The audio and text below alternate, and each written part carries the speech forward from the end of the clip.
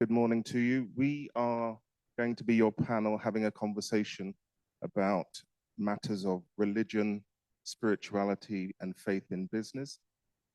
And we all come with very different perspectives. As you've heard the introduction of my colleagues on the panel, we all have a conversation together for about 30 minutes or so, and then we'll open the floor to hear from you what's provoked you, what you're curious about, and ultimately, the whole journey is about how do we show up in the world with our various identities and what that means for us in terms of our sexualities, our faith, belief, and otherwise. So I've got some questions that we're going to share, and then I'll ask the panel to kick off. Do you all want to introduce yourselves briefly? Each of you take a minute or so and say a bit about who you are, what your pronouns are, what your identity is, and how faith, belief, spirituality shows up for you. So we'll start at the end. Charlie? Can you hear me? Microphone 3's not working. Someone else picked. Oh, is that working? It's maybe Lewis nice. Begins then. Yes or no? Oh, yes, how exciting. Okay, lovely. So I'm Charlie. I'm a priest in the Diocese of Southwark in my evenings and weekends. Diocese of Southwark is a Church of England diocese in the Church of England. But I spend most of my life being a forensic psychiatrist, working with patients who have been imprisoned or charged similar for particular crimes, who also have concurrent mental health problems. But yes, I'm a priest in the Church of England. I was ordained a couple of years ago, and I've been one of the people fighting for a bit more equality a bit sooner in the Church of England over the last 3 to 5 years. Thanks, Charlie. Maryam? Hi, everyone. My name's Maryam. My pronouns, I prefer they, them. I don't mind she, her. In my day job, I work supporting organizations based in the UK and globally with their LGBTQ plus workplace inclusion. And I suppose every other time, I'm also one of the directors at TransActual, which you may have heard of. We're one of the UK's leading trans rights and advocacy organization. And we do a lot of work around legislative reform, a lot of work around healthcare, education and access, and also community empowerment as well. So almost like a three-pronged approach. And of course, continually challenging and tackling media misrepresentation and media transphobia as well. Okay. Morning, everyone. My name is Lewis, fluent here from Hong Kong. So I think this is my fourth time in the EUROUT conference, and we're happy to be back. So I am a Fidelity International. I look after the recruiting of our early career program. So if anybody wants a job, feel free to came to me. So my pronouns is he and him. So I grew up in a Christian school in Hong Kong, and also with the Eastern Asian culture. And then in recent years, I turned myself more into Buddhism. So happy to share my experience. And I also mentor and coach a lot of students across the world, helping them to find their own identity and also faith and belief. That's me. Thanks, Lewis. And so I'm Leslie Brissett, and I work at the Tavistock Institute of Human Relations, where I'm the director of their group relations program, company secretary and principal consultant. The work of the Institute really speaks to me because it goes right to the heart of the questioning of what it means to be human. And for me, the issues of spirituality, faith, belief, religion go to the heart of that question. What does it mean to be human? And I think the question that I've been living with all my life really is, what does it mean to be a spiritual being having a human existence? So I've been a Christian, I was born a Jew, I converted to Islam, and then I became a Mormon. And the question has been for me, how do I find a community that wants to live what the various religions advocate? Because if they were lived, perhaps we'd have peace on the planet. I don't know how that might work or not. There's a naivety to it. So In terms of pronouns, I go with a 0. I'll answer to anything because I'm not sure that I am the body I inhabit. So, welcome.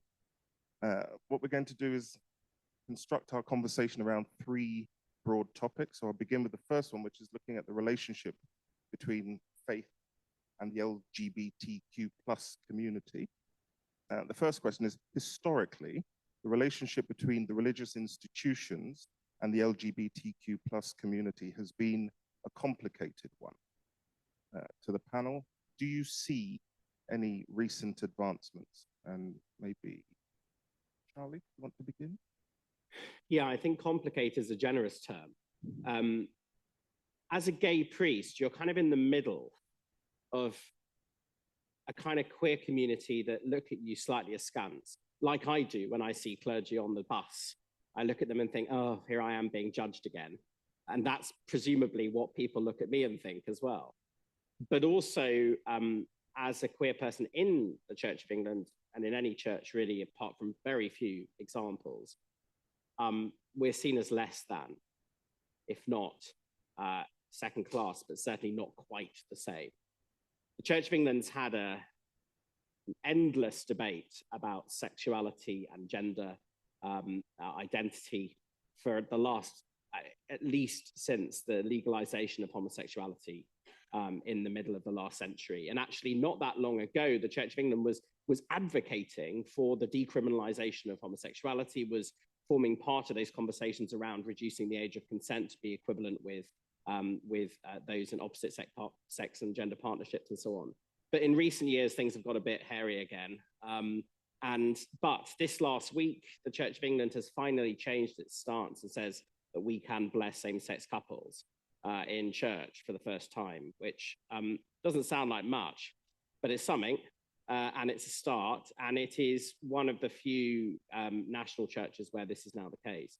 The thing is, we can do that on one side, whilst at the same time, people like me have to commit to being celibate and not getting married, which is quite strange, really, for someone in a position where you're meant to embody integrity, where you're being asked to do something which is so obviously ludicrous. And the bishops, our bosses, know it's ludicrous. We know it's ludicrous. Everybody knows it's ludicrous, but it's all about votes and politics and everything else. So I would say there is a discomfort in the institutional church in this country, and whether or not you're a member of the Church of England, it matters, because every one of you, if you live in England, has the right to get married in your own parish church, as long as the person is someone of the opposite sex or gender.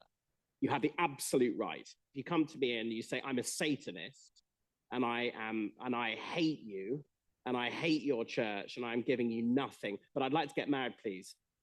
My response has to be, yes, of course, we'd be delighted.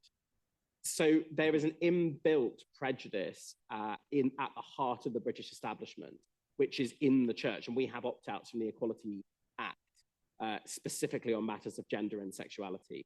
So it's an issue, and I think it's something that people need to do a bit more of, whether we're within or without the church, whether that's in this country or more widely. So yes, we have challenges, but we're getting there slowly but surely. Maryam, you?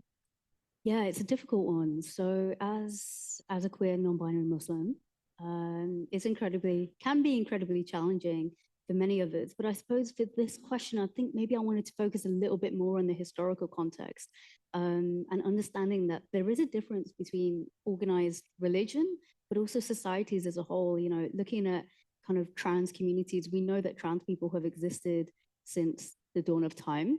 And, you know, we see lots of examples of trans or gender variant people who probably wouldn't use that language, but kind of is how we would describe them today. For example, in the Ottoman Empire, there was examples of gender variant people in Iraq, also in South Asia. You may have heard of the Hijra community. So, you know, even in kind of predominantly Muslim or Islamic societies, we see really strong examples. Even in the Prophet, peace be upon him's own household, you know, he had someone who probably in today's terminology would identify as a gay man, you know, that would be welcomed into his home. and be able to share spaces with, with his wife. So I think historically, while, it is, can be a difficult relationship, I think, there are many examples throughout the centuries of where, trans people have been included and certainly were part of Muslim societies. I think in today's day and age, it can be really difficult. And for me as a queer Muslim, there's so much community, and there's organizations like Iman, which is an LGBTQ plus support organization based in London mostly. There's other organizations like Hidayah, which are also centered around LGBTQ plus Muslims. And one that I found particularly empowering actually is another organization called the Inclusive Mosque Initiative. And they really have almost like a feminist, I want to say reimagining, but actually coming back to the Islamic roots of what they mean, of what worship looks like for them, and creating a congregation where, for example, they will have women, imams, women leading the prayer, which also is something that I think in traditional Islam just isn't there yet. So I think for me, it's about, and I suppose this is one of the other questions that we'll go to later, it's about finding community and understanding that actually you can be both religious and be part of the LGBTQ plus community.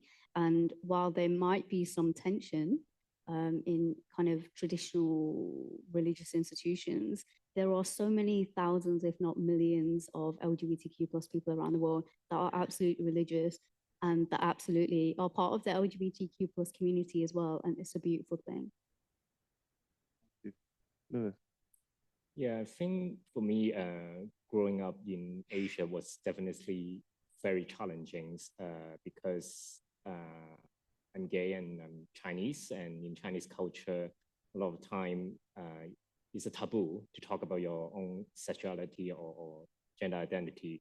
I remember when I was in secondary school, where it was a Christian school, and a lot of my other friends did go to neither Catholic or Christian school, and we will have like a Bible lesson, and all this teaching taught us that homosexuality was not accepted, is sinful, and those type of things. And then myself and also some of the other classmates who I know they were gay, to question ourselves whether there's something wrong with us. And then if your parents find out, they try to send you to doctor or therapy, and something would be wrong about it because people or the wider society would think it would be a Western thing, but something not accepted in our own faith or the community.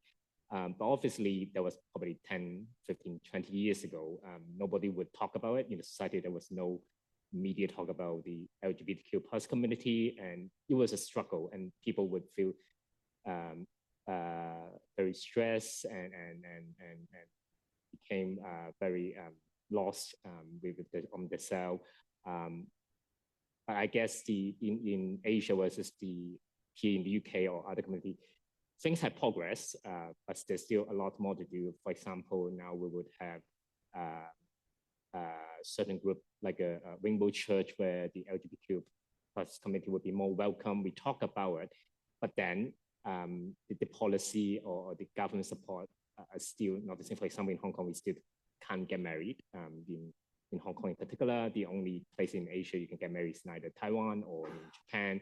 So I think on the subject, while it's more open, the challenge is still there. That's why I think for myself as advocate, and also some of the other organization, whether it's a corporate organization or religious organization, we're trying to work together to bring the dialogue to the next level, so that I remember when I was good, there was no support at all. I just thought, and there was no internet, right?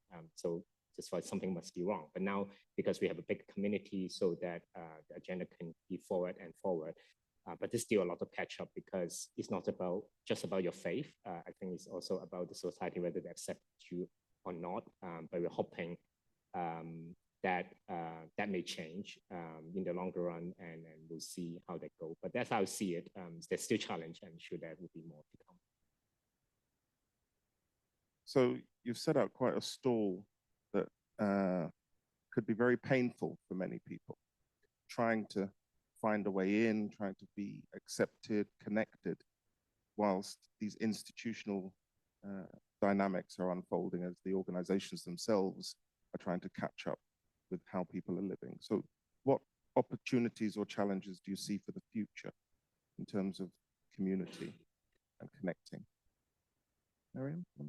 Yeah, so there's a few things. Let me talk about the opportunities. So I think a big portion of that is going to be around education, within faith communities. And one of the strongest ways that we can do that is through interfaith dialogue, looking at different faiths and, what they're doing, how they are supporting, their LGBTQ plus members, and really taking stock and taking examples of them. I think, for me, I like to lead by this kind of almost saying of, irrespective of what you might think personally of LGBTQ plus people, we all deserve dignity and respect, and we all want that. Like, that's very much a universal thing. So I think it's about establishing that starting point, and then understanding that actually, regardless of whether you might agree or not, these people identify within the same religion that you do. And that's really important. We don't want to push people away. So let's start from that starting point. Let's look at what our similarities are, and really work from there. So I think, interfaith dialogue is such a key thing.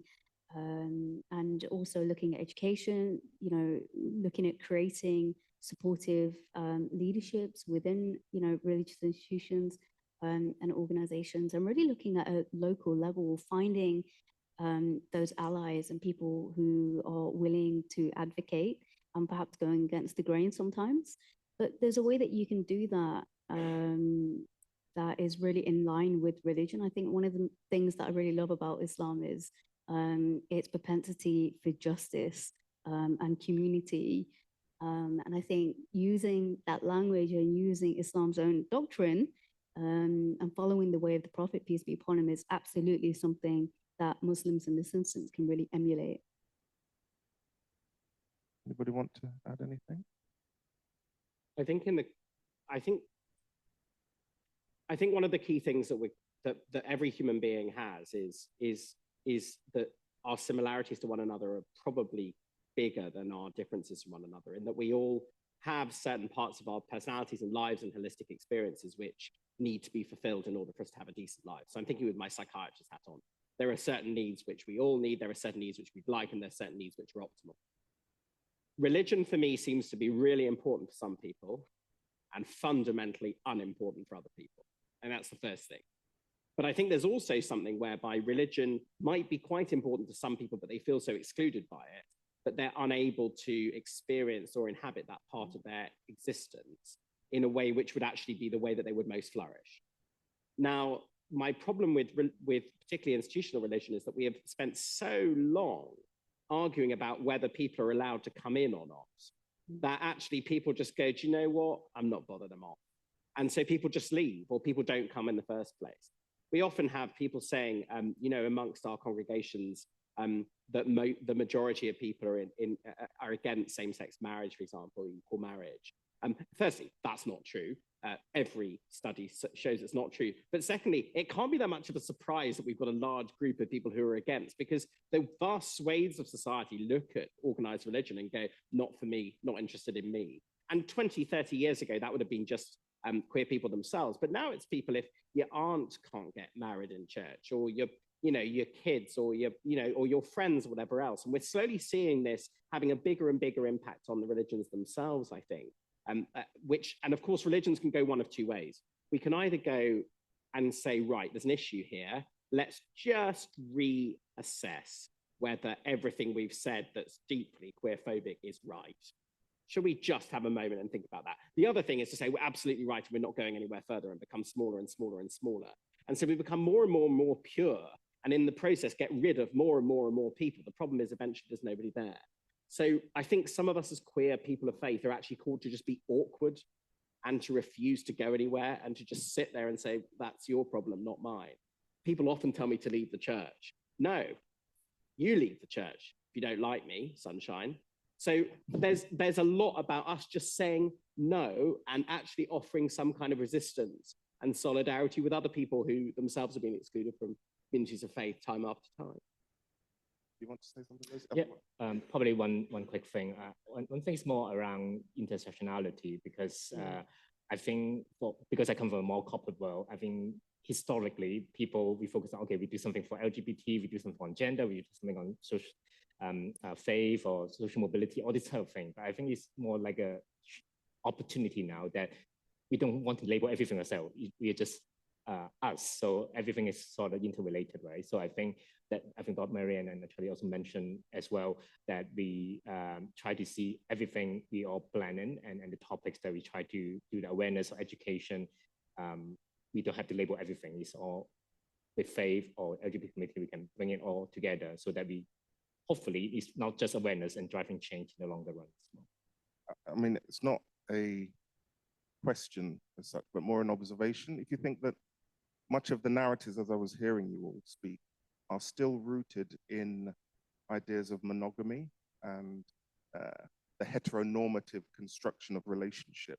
And I'm just wondering, in the future, as we evolve or devolve, depending on your perspective, how people with polyamorous or other more complex forms of relating and having relationships might emerge in society, never mind in the organized religions. So I'll move us on to the second topic. Was there something you wanted to come back on polyamory?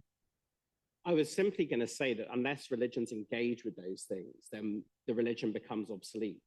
Doesn't mean you have to agree with everything. It doesn't mean that you necessarily are comfortable with everything. Although we have to remove our discomfort and disgust from our actual theology and from our actual thinking about the world. So, but I think this is a live issue. In the United States, the Episcopal Church in the US is happy to marry people of the same sex or gender. No issue, go ahead, enjoy yourselves. But is desperately, desperately unwilling to talk about anything beyond monogamous marriage. So sex remains for marriage, just that everyone can get married. That, for me, seems like doing half the homework and then going home, or rather leaving home. Yeah. In the library, still looking at the back covers of the books. So if you think about our faith experiences, because often those formations of identity happen really early and they stay or they change. I want to say a bit about what your experiences have been forming yourself as a person of faith. I probably can go first. As I mentioned, when I was in secondary school, I had all these Christian kind of teaching, and at that time I was not 100% sure that was I believe, but I continue. I learned everything, and maybe I thought I was a different and special one from all these learning, because it was not accepted, right? But obviously, I could find I was not the only one. I had other classmates who were gay or bi or trans at that time. But obviously, when I went into a working career, that was different because I didn't have any faith for quite a long period of time, until the time that everything fell down. So I lost my job, my relationship didn't work. I was not feeling well, so I was looking for something that I could hold myself onto, and somehow I found Buddhism out of nowhere. Because I think in Asia, there's so many different kind of culture and belief. Obviously, some people believe all these Catholic Buddhism, so Catholic and Christianity are more Western, but then in Asia, a big chunk of people believe in more Buddhism or Confucianism, something like that. I myself like to go to temple because it's where I find my peace, especially when you feel stressed and when you feel lost about what you want. So when I go to a Chinese temple or a Buddhist temple, when I pray, I find my inner peace from there, and then started getting my interest on the Buddhism, where homosexuality was not exactly forbidden, yet maybe not fully accepted. I think they never really mentioned it, but then that the thing that I felt more comfortable myself, because it focused more about your being more generous, compassionate, enlightenment, and something that I find my calmness from there. And since then, I think I became more kind of positive and moved on with my life. And whenever I had issue, I just went back to the temple and prayed. Probably similar for other religion, right? I mean, something that you want to pray for more positive outcome. And I myself, I go to Thailand very often because this is one specific temple that I feel more connected to, and I would go there probably every 3-4 months, and just to make an offering, do the praying, and make myself more calmer, because I do have a very stressful job, and sometimes I feel like that I have to find the inner peace once in a while to de-stress myself and making sure that I continue the journey that I have with my faith. And I do encourage people to do that because it's personal choice. I mean, like I've said, it's not anybody forcing you to anywhere, but I feel like this is a quite interesting change for my faithful journey so far. Maryam, Charlie, your journey? Yeah, so for me, I think, you know, growing up, I really always thought like I was brown in this box, you know, I was Muslim in this box, and I was queer in this box. And I never envisioned a time where I felt like I could reconcile all of these kind of aspects of myself. And I feel like that was a case for a long time, especially, I suppose, in my teenage years. It felt like there was a point in school where, I don't know, everyone was coming out and it seemed like the trendy thing to do or something. I don't know what happened there. Maybe it was Mean Girls or something, who knows? And it almost felt easy, like, oh, I can join this because it's like everyone's doing it. No one's going to notice if I do it too, right? Because a lot more people just felt comfortable. I didn't, you know, it took me a while to kind of understand that within myself. And, you know, for a long time, I felt like I had to even distance myself from my culture because I didn't have that education. I didn't have that understanding. And I think for me, a lot of it was about actually understanding the history and the politics of it all. Probably asking why, but, you know, so my parents were from Pakistan. I was born here. And you know, really understanding the impact and the legacy of British colonialism had a real impact on my own learning and my own journey, actually, because the British Empire, unlike the other empires and colonizers, really brought into legislation anti-homosexuality laws around the world. Actually, if you look at a lot of the countries which still criminalize homosexuality, that's a direct result of Britain. And that then kind of made me think more about, well, what actually is my own history in terms of the people that exist in Pakistan and South Asia more broadly. And it just made me think that actually there's so much variance when it comes to gender identity and gender expression, but also sexuality as well. And kind of rediscovering that history has been crucial in my own understanding of my religion and LGBTQ plus identity, but actually just being able to exist in the spaces that I occupy. And that has been really empowering, actually. Really understanding the damage from history, but also finding power in history as well, and understanding that LGBTQ plus people have existed in every society since the dawn of time, regardless of what people might tell you. So this idea of, you know, it's a Western thing is just patently untrue. And people use that on both sides, I think, to speak against LGBTQ plus people, but also to speak against Western imperialism, and that's a whole conversation we can have another time. Leads us nicely on to Charlie. So just take a minute or two. Yeah, I mean, that question about colonialism is writ large in the Anglican Church and the Anglican Communion, which basically followed the British Empire around the world. And unfortunately, many parts of the Anglican Communion are very, very virulently and, queerphobic. And a lot of that springs from X number of 100 years ago, clergy like me going there and saying, this is now what you must believe.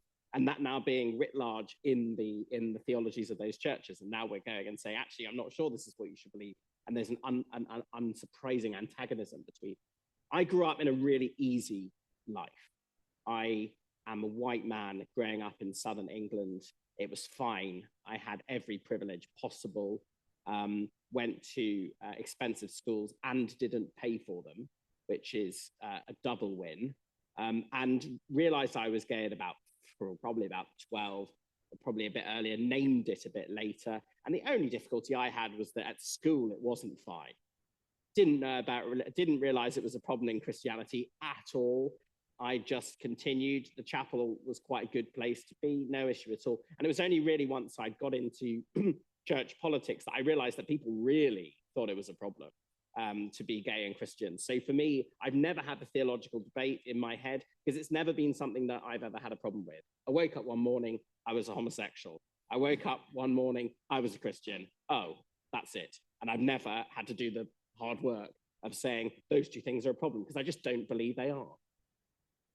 See, that's really interesting because I grew up in North London. My mother was a Methodist.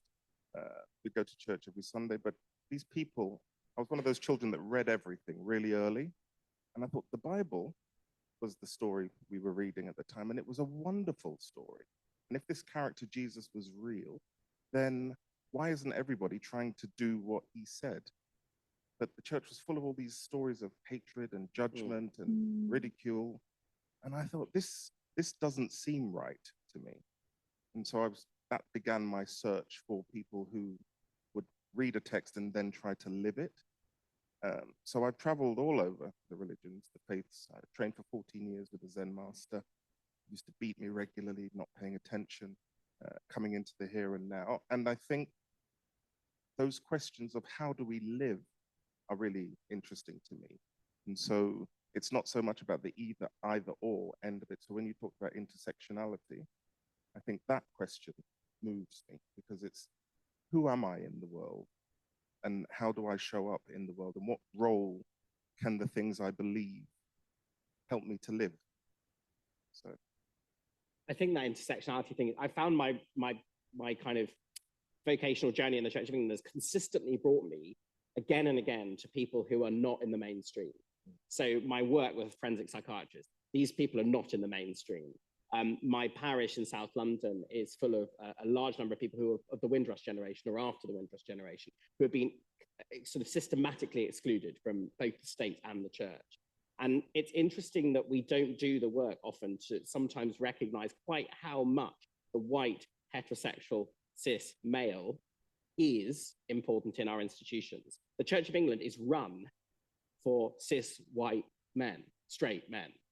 And anyone else has to fit into that group and into those kind of parameters which are being created. But we play to those games too often. We try and squeeze ourselves in and say, yeah, no, we'll be just like you. Whereas actually, I don't think Jesus was a cis white heterosexual man. In fact, he definitely was not at least one of those things. So, and he was also God, which is weird.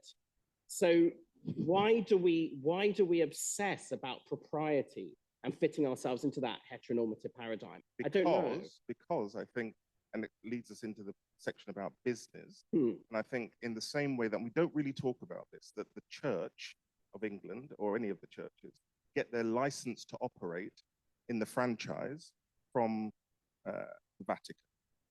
And so the big corporations, when you were talking, Maryam, about colonialism and British rule or whatever, the British East India Company and its sister, the Dutch East India Company, got their licenses to operate from the Vatican. So the web that you're describing, I think, is so pervasive that when we think about the corporate world and you look at people at work, we're all mini clones trying to replicate the invisible man in our heads.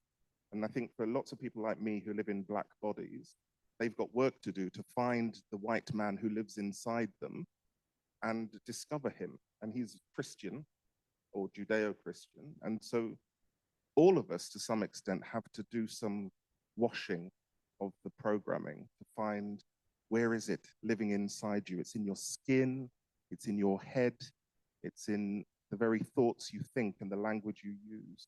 So this faith piece is quite challenging. So just a couple of words, because we're going to leave some room for our colleagues to join us in the conversation.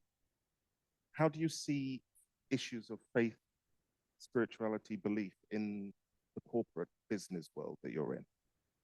And how does that show up for you alongside the other piece of sexuality and identity? Just a minute each.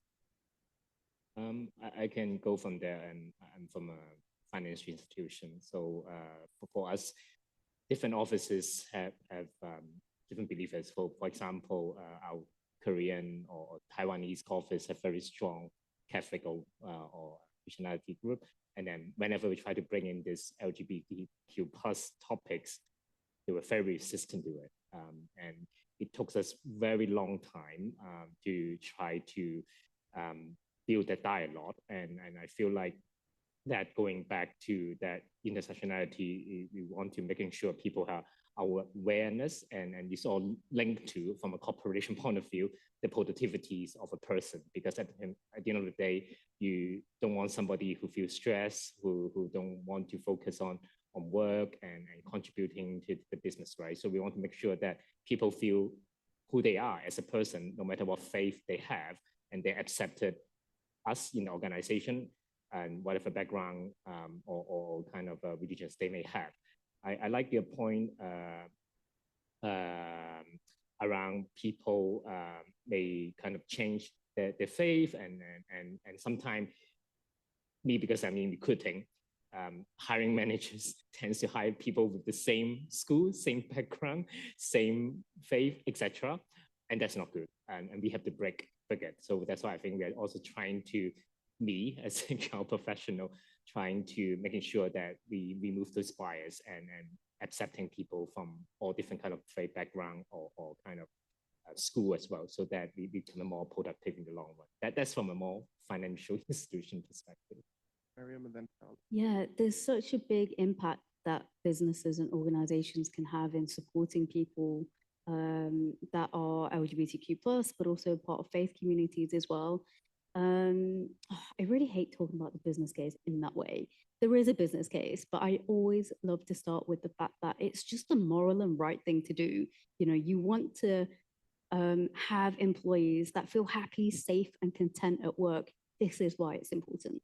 But fine, there is a business case too.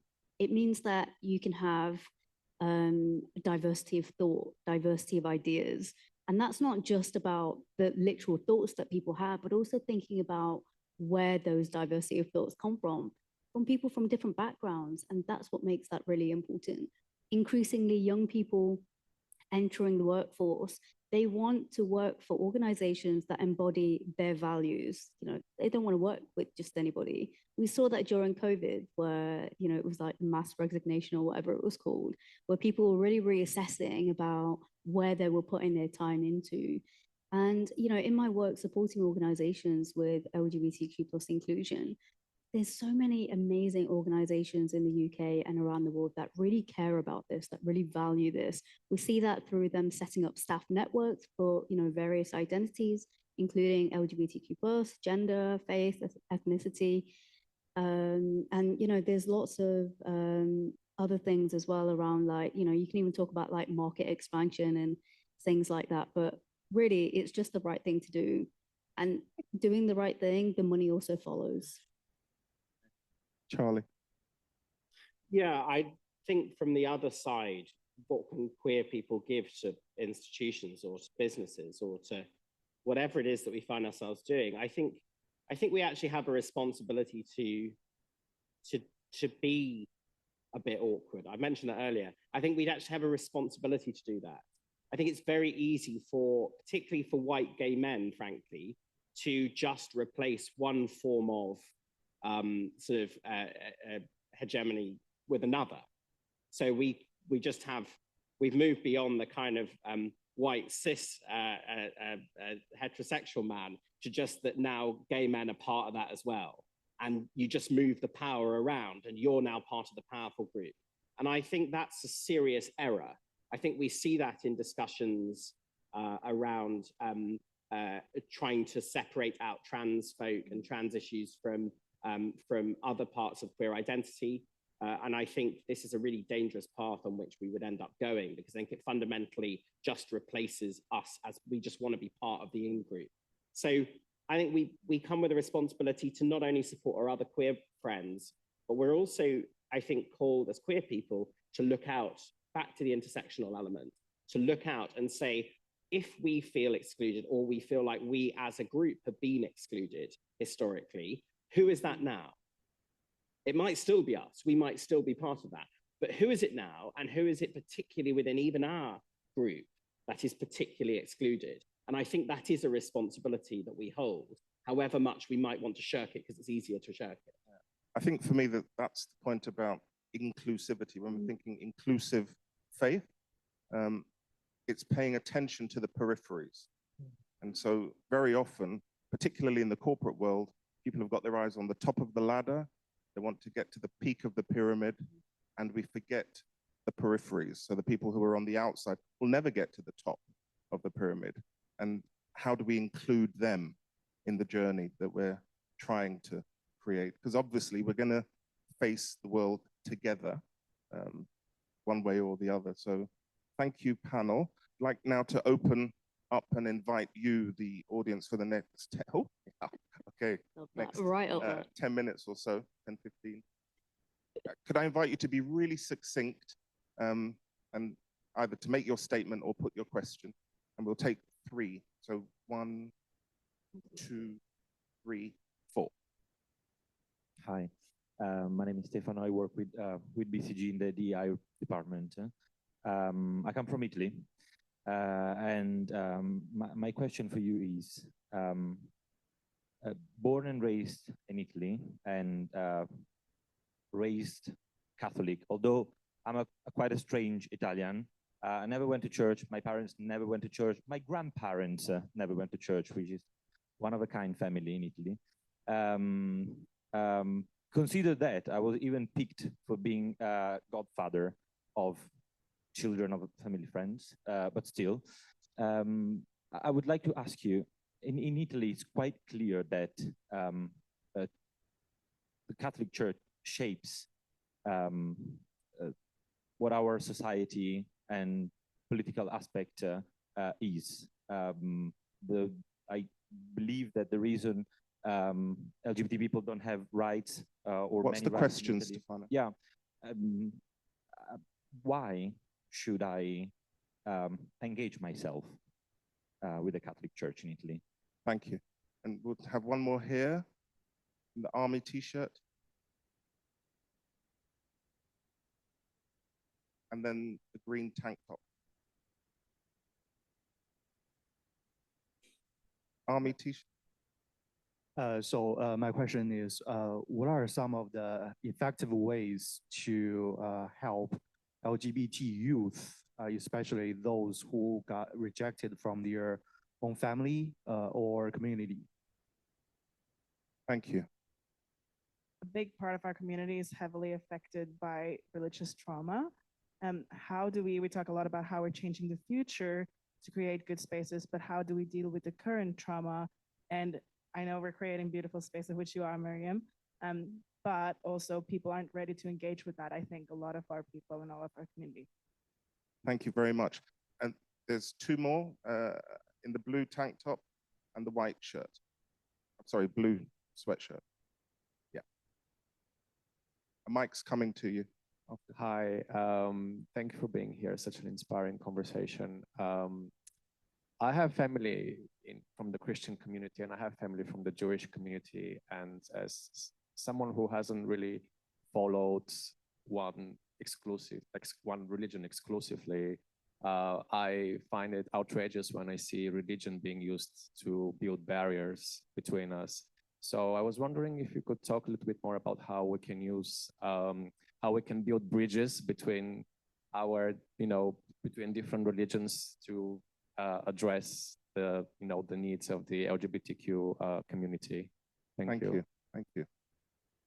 My question is around issue of colonialism that Mariam mentioned. I'm from Spain, but lived in Singapore for 8 years, one of the countries that inherited the British laws. And the narrative there as a foreigner that is trying to get involved is, you're a liberal, like Western, we don't want these Western values, like we have our own culture. Like, so my question is, as a foreigner in certain countries, how can we reconcile our belief in universal rights and LGBT rights with also being respectful of cultures where the majority claims, because there's always a minority that doesn't, right? But where they make you feel that there's a new form of colonialism as well, if you're trying to get involved and trying to drive change in those countries. And how do you balance both? Yeah. Okay, thank you. So we've got, how do we escape Catholicism? How do we support younger people who perhaps facing rejection, which links to the question about trauma and why some of the LGBTQ community do not want to engage with religion? And how do we build the bridges between religions who are trying to? So that's a lot. Thank you. We're never gonna satisfy everybody, but just a minute on each. Each of you have a minute to respond to whatever moves you from those questions. Lewis, you go first. Okay. Probably can share, because I do a lot of coaching, mentoring for the younger generation myself. Because I think back then, when I was young, I didn't really have any supporting system. So I think having a supporting system or network is very important. And to me, this important to have the opportunity to kind of give back. I mean, to share our story and bring the dialogue more to making sure that whatever issue they have could be professional or could be faithful or could be anything, because every person is a bit different. Because in Asia, maybe in Chinese, I was fortunate that my family was relatively open, but I know some were more conservative. So I'm sure people face different issue on the day-to-day basis. I think coming to question about younger generation, I think they're more open to dialogue. So I think we just, as people who had the experience before, to kind of not necessarily give them advice, but helping them to be part of the journey, exploring themselves and helping the faith, etc. So that's one of my answers on that. Charlie, and then Maryam. So I'm going to pick up on, in my mind, I've got Roman interfaith trauma. So I'm going to just focus on those three. So very briefly with the Roman Catholic Church, I can, and it fits in with the trauma question as well in many ways.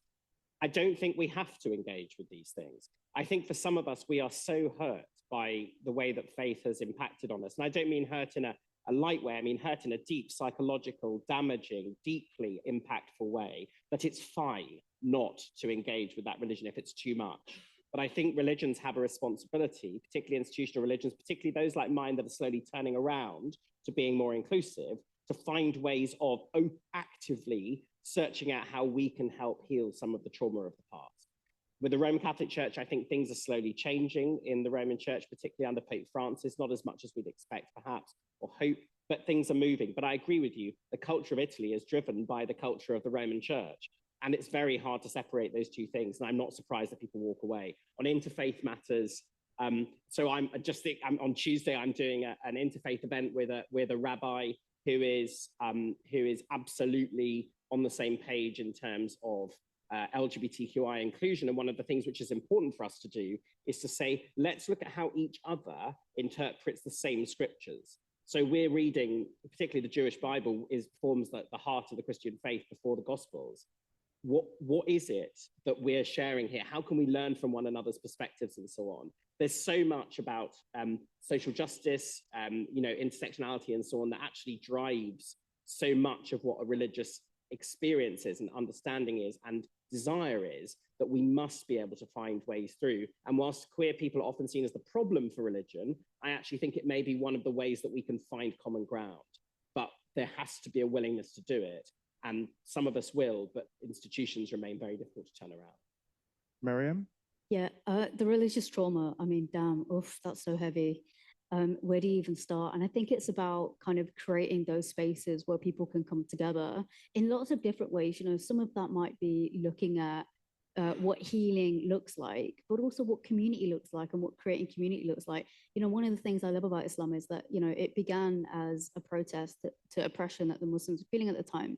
But at the core of Islam is about justice and social justice and compassion. and speaking up against oppression as well. And I think looking at these texts and the universality of it, I think that's really important. And I think an integral part of what it looks like when it comes to, the different ways that we can look at healing religious trauma, but also therapy. I think that's really important, but therapy within communities as well. And to come to what you were saying around as a white person from a Western country, how can I support in a different country that isn't a white Western country? It's amplifying the voices of people within that country, within those contexts who are going through it. And also doing the legwork behind the scenes, supporting, like the admin things behind the scenes, creating events, and I suppose doing the donkey work, for use of a better term. And certainly amplifying those voices and being there as a person for support, but also allyship. It's so powerful, and we can all be allies to different communities. So it's brilliant that you even asked that question. Thank you. I just add, I think there's something about understanding the idea of fractals. So we are all interconnected in profound ways that we can't quite understand. And if you do the work on yourself, so you clean up your own mental mess, your own emotional mess, then you can meet the other culture, the host culture, the still bigoted person, whoever they may be, and you can meet them as a mirror.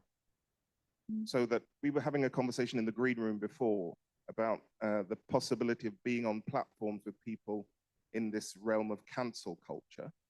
And I think part of our challenge is, how do we stay in the conversation, particularly with people we don't want to hear?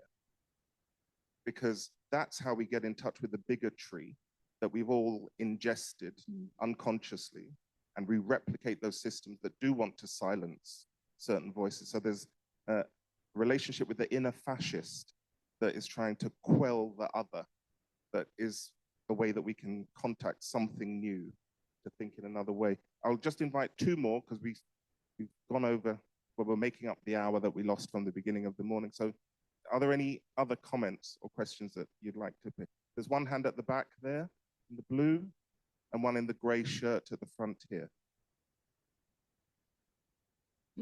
Hi, so should I start? Please. So from the corporate world, You keep the mic close to your chin. we started building EBRGs. We got very good at it, but we're kind of working segmented. We realized a couple of years ago, because of what you mentioned, intersectionality, that we needed to combine the different EBRGs to really get to people and cover all the different aspects to them. Now, with some of the EBRGs, it's easier to find a connection with the queer community. Like, when we're talking about raising diverse kids. With faith, it's a little bit more complex. It's scary to try to plan activities combining pride and faith. So do you have any guidance, any ideas or suggestions to make that happen? Thank you very much. In the gray shirt at the front. Anybody want to respond to that while we wait for the mic? Yeah, so I love what you said there around intersectionality and your employee resource groups working with especially faith communities and LGBTQ plus communities.